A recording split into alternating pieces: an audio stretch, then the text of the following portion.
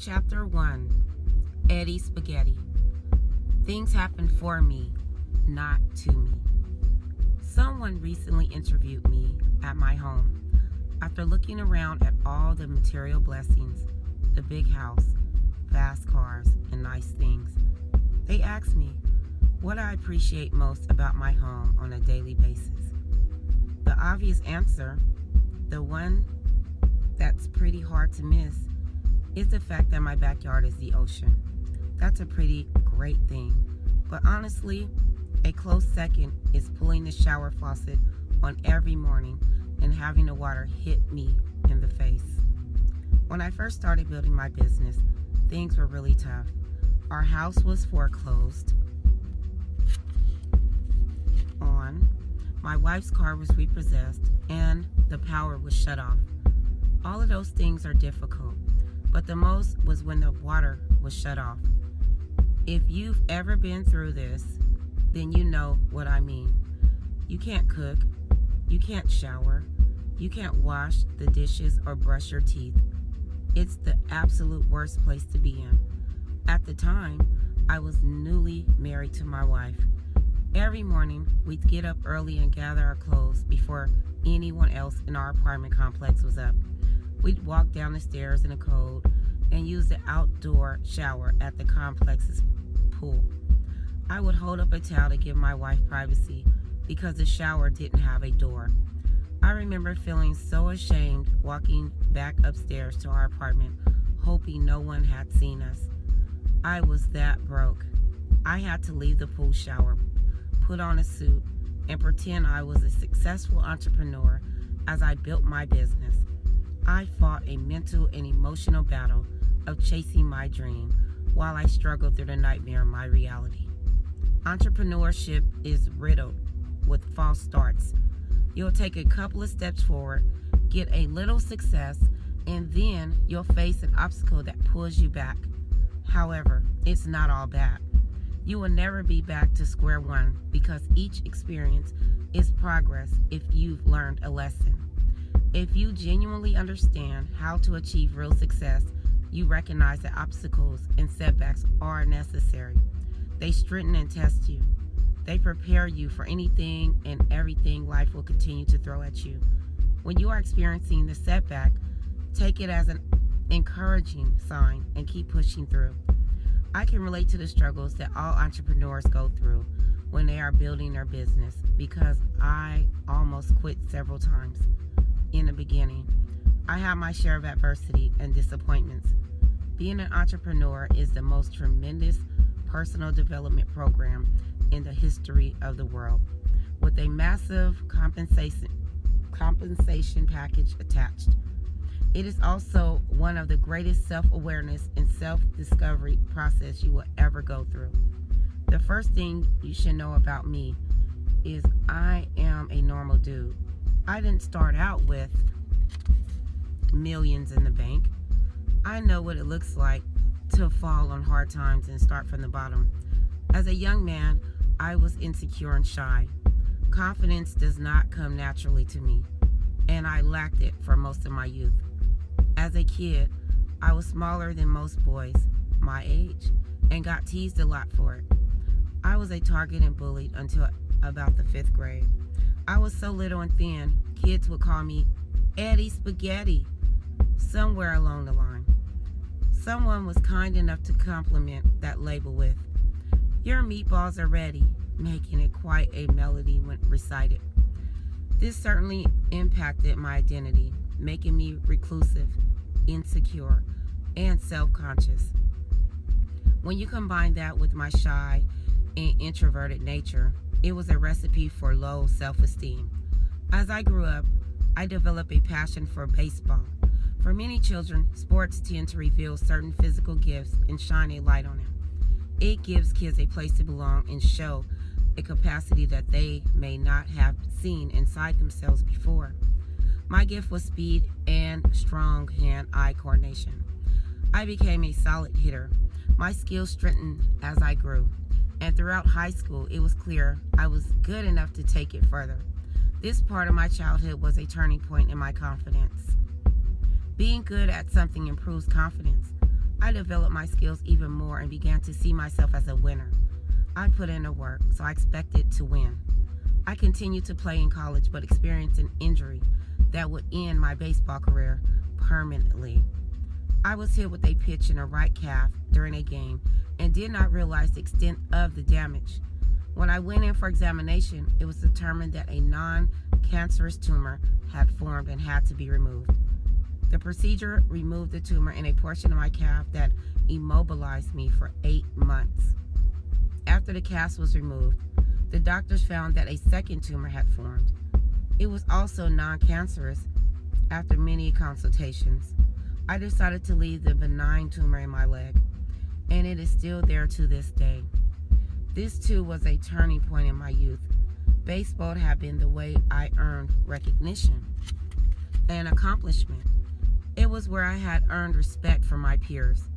I was not prepared for a plan B. I had no backup plan and had to discover what others' paths I should take. I was devastated and without direction. We don't always understand why something is happening when it occurs. It's usually only in hindsight that its purpose is revealed.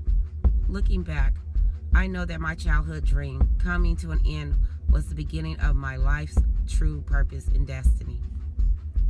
After my surgery, I found myself living back at home with my mom and dad, sleeping in my old bed, surrounded by stuff from my childhood. I was broke, unemployed, and spent my days watching TV shows like Maury Povich and Jerry Springer. It was pretty pathetic. With my baseball career over, who was I? I knew I couldn't go back to being Eddie Spaghetti, but I struggled with identity and what my future held for me. One day, my dad came home and said, "Hey, I found you a job. Tomorrow morning, you've got to get up and go to McKinley Home for Boys." McKinley is a campus of group homes for boys who were removed from their homes for reasons ranging from abuse to being orphaned. I was a young and 21-year-old kid, and suddenly I was thrown into a totally new environment. I was living and working with these young boys day in and day out. It was amazing. After the horrible situations these boys had been through, they just wanted to be loved and for someone to believe in them. I became like a big brother to them, and it transformed my life. Helping them build their self-confidence and learn to believe in a better life began to shape my new identity. Suddenly, it wasn't all about me anymore. It wasn't about my ego and wanting to be rich and famous. It was about how I could help them, give value to them, improve their lives. I wanted to help these young boys rewrite their stories. I wanted to help them realize their dreams and discover their power. These boys came from a life of trying to survive, and I was trying to get them to change from a mindset of survival mode to max out their lives. That's when I realized becoming a professional baseball player was never my true destiny. That's what everyone told me and expected of me. It was my story.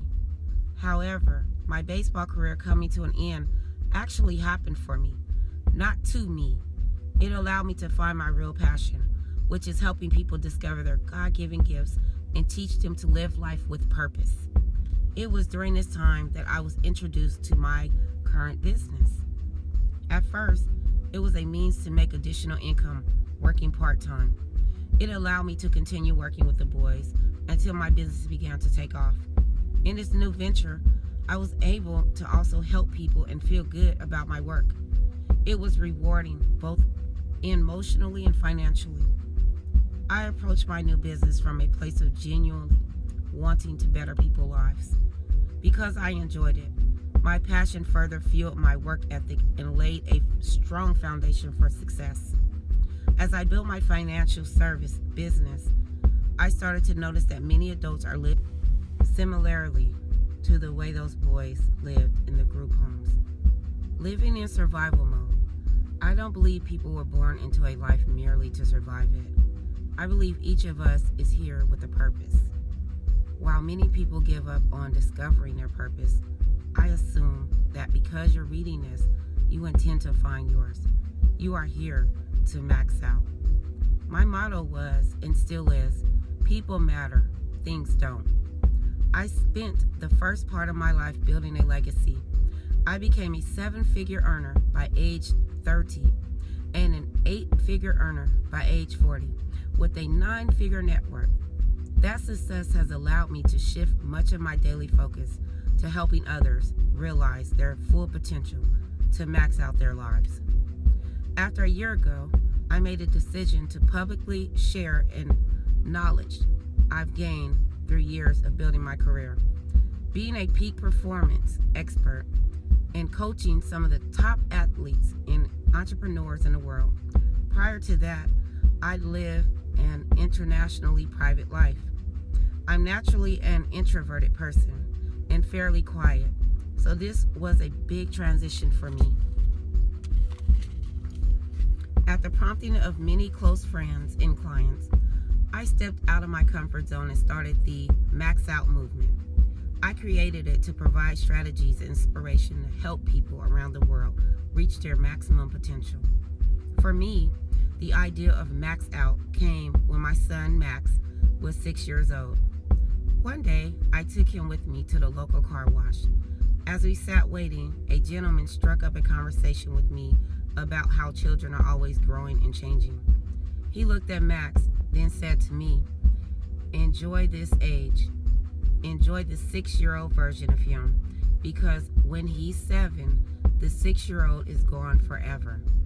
When he said that, I immediately wondered when he stopped growing and changing, and why most people stop growing and changing.